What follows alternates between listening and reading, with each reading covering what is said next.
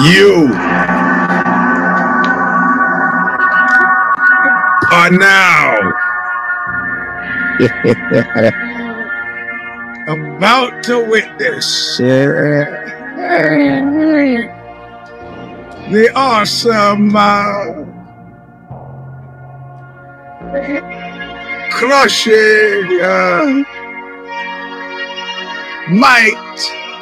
Yeah, you're gonna have to cover your ears. Of the Eugene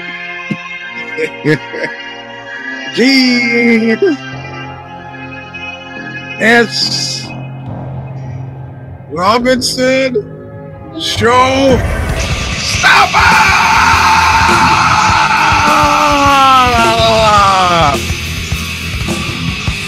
Welcome, my friends, to a show that seemingly never apparently ends.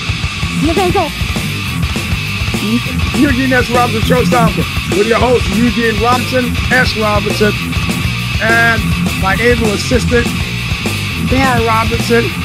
Say hi, kids. This is version 3, 2, 1. Watched every fight last night except for one. Have some thoughts. One of you want to know about the steroid rundown of last night. I have to say, more than a handful, but at this point, it doesn't matter. Gotta go to genuinely on this one. Is that all there is? But first, let Bob Riley sing us in, as he has every single week in 2007. Intro, All of Nothing, from the record, The Calling of the Just, the band of Stigmata. Still available from Revelation Records in Huntington Beach, California. You hit your car with a hammer, or you may have put them down or around or open for some kind of restaurant in Florida, and shoot the chicken into the nightclub. But I'm taking a real good look at you. I'm taking a real good look at your face. Oh, payback is always nothing, yeah? All right. Well, listen, sometimes we have coordination between, yeah, man. We'll get into that. Sometimes, I don't actually think that's the case, but I do think that there was some, let's use that kind word, collusion last night. And it's not just me with the sour grapes. I had no dogs in this hunt. I did not care. But let's go. This is show 324. First of all, commercials. We're at the end of the month here, so you know I owe June some money. Coming up as usual. A lot of yous, I see the $5 pledges to the Eugene S. Robinson Show Stomper Substack. That's cool. Remember, $100 a week I gotta pay her. Something like that. So pony up if you can. If you can't, whatever. It's on the cuff.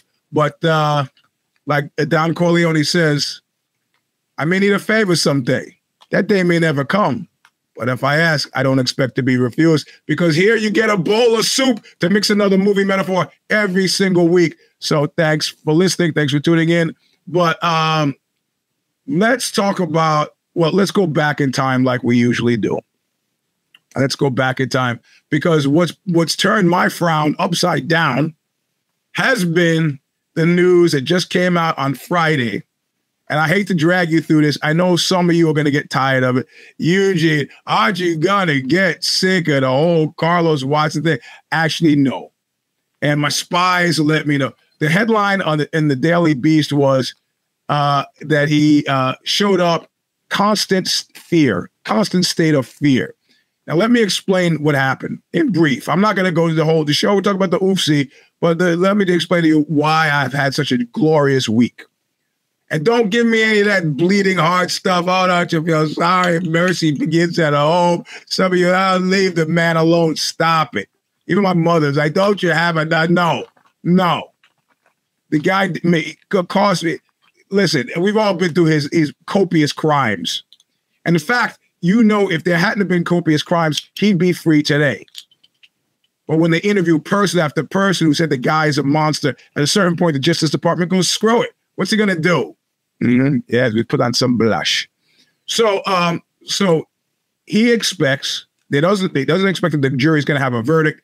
Caught short by the jury having the verdict. Yeah, exactly. Caught short about the jury having a verdict. They say guilty, guilty, guilty. They go through the whole thing. His family flips out. They go, can he say goodbye to his family at least? He said, I'll leave it up to the bailiff. Sees that they're going all Judge Judy or some TV reality show, going nuts in the courtroom. Go, no, boom, right. He goes to the Brooklyn House of D. Brooklyn House of D. If you want to see what like holding tanks are, go watch Miguel Piñero's movie Short Eyes with Curtis Mayfield and Bruce Williamson. I almost said Dickinson from Iron Maiden. That's a totally different thing. Go see that movie. The reason why this is a horrible place to be is because it's pre-sentencing. So your hip and shoulder, psychotic killers with traffic offenders, all right? So dude didn't count on this. They strip him of his suit. They take his valuables. They give him prison-issued gear, and they put him in a two-man cell. Apparently, they put him in a two-man cell with a guy who was a violent murderer, right? And now he's living in a state of near constant fear. Of course, reading this article in the Daily Beast will not endear him to his murdering cellmate. But you know how it goes, right? Cellmate. Cellmate is a guy that has to be in the same jail cell with him. Remember when we went to Alcatraz and we saw those little rooms with the bars on them? That means that he's in the cell like that, except they're two beds with another guy. It's probably a bunk bed. Now, when he gets into that cell, did he? Yeah, I don't know. When he gets into that cell, I'm not talking to fight now. I'm talking about, you know what happened is the guy in the cell first takes a bottom bunk. The new guy takes a top bunk, right? That's not the problem.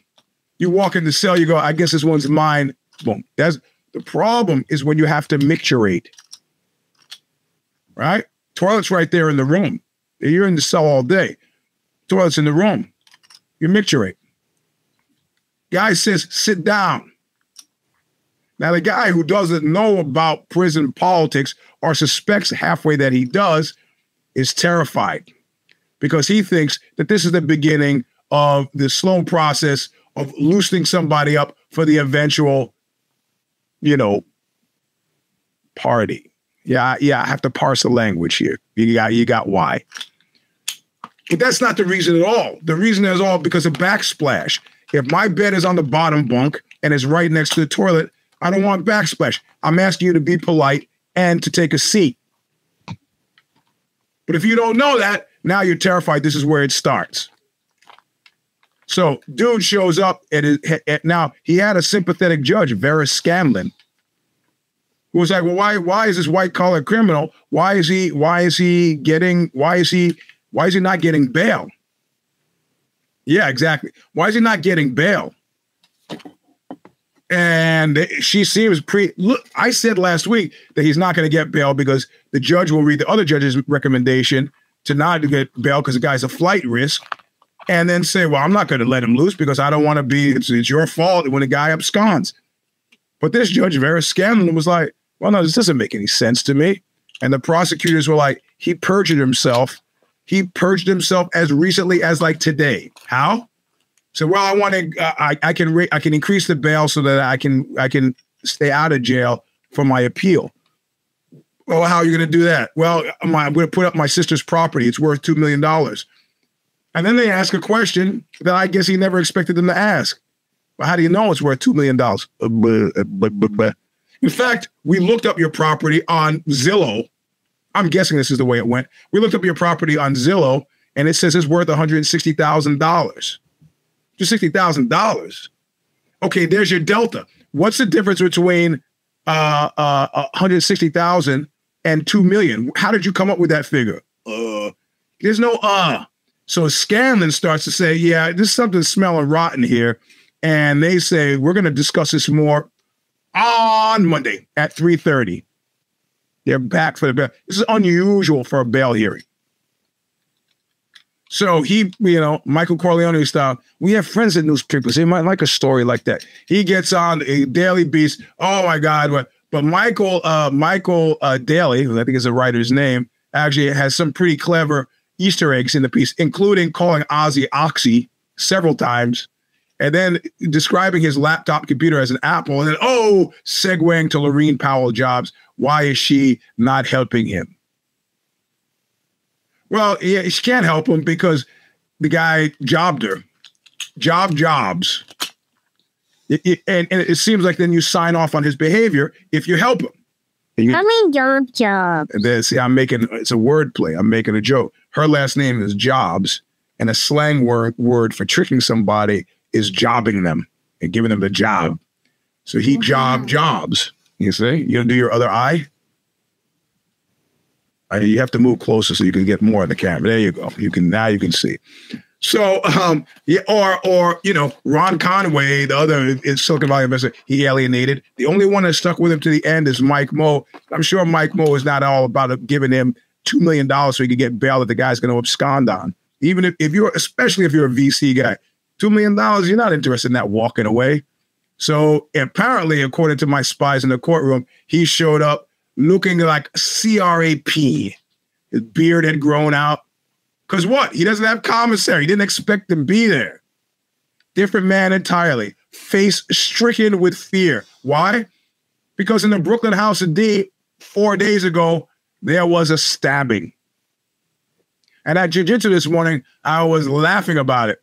And people were like, oh, bro, the dude could get killed. And I'm like, and he goes, well, you don't want to see him get killed, do you? I was like, I don't get. And then the whole room turned against me. And I said, okay. I understand that might be a little too far. Can we at least get some agreement on the stabbing? So then we had to talk about, well, where could Woody get stabbed that you could live with? Even in this discussion, I only had, at best, I swayed two people that were like, okay, if you stab him in some non-vital organs, it would be okay. And non-vital organs, yeah, like, so, just, in any case, I'm surrounded by soft-hearted, lily-livered bums. Bums, I tell you. What up, bum? And this guys I do jujitsu with. You know them all, too, because you were at jujitsu yesterday. Did you have fun yesterday? Yeah. Okay. Yeah, toe stabbing. No, listen. A friend of mine was in prison, and the guy approached him, like they were about to approach you, and he goes to the one guy he had talked to and goes, man, this guy wants to do this thing. What do I do? And the guy pushes his towel across the table and goes, that's what you do. And he looks inside the towel, and there's a shank. So he goes back to the guy that approached him and goes, meet me at the showers. I don't want to let anybody know what we're doing. And the guy's like, oh, yeah, okay. They meet around the showers. My buddy pulls out his towel present and gets him in the like the American, like Uncle Sam and the small businessman, gets him in the rear. And the guy goes, whoa, no, it's okay. He's like, what do you mean it's okay? You said you were going to, he goes, yeah, we do that to everybody, the test. Yeah, it's all right. And they became good friends after that. He backed a lot of his plays. Of course, my buddy had to go, white supremacy, but that's just that's the car he had to ride with when he was there. Anyway, I digress. That's what's happened, and that's what's turned my frown upside down and had me smiling the whole way. It's involuntary. I wasn't trying. I was just enjoying it. And somebody said, don't you have any mercy in your own? The guy was a horrible guy for 10 years. And then some other guy said, did he have a gun? What do you mean, did he have a gun? Did he force you to come to work for 10 years? No, man, he didn't force. So it was at will, right? Yeah. So you could have actually left anytime. I said, I tried to twice. Tried. Don't try, do. He goes Yoda on me. What do you mean don't try, do? Because you leave. If you don't like it, you leave. Why don't you leave? They go, it still wouldn't have undone the crimes. Just because I escaped from Auschwitz doesn't mean that Auschwitz, and then I lost everybody.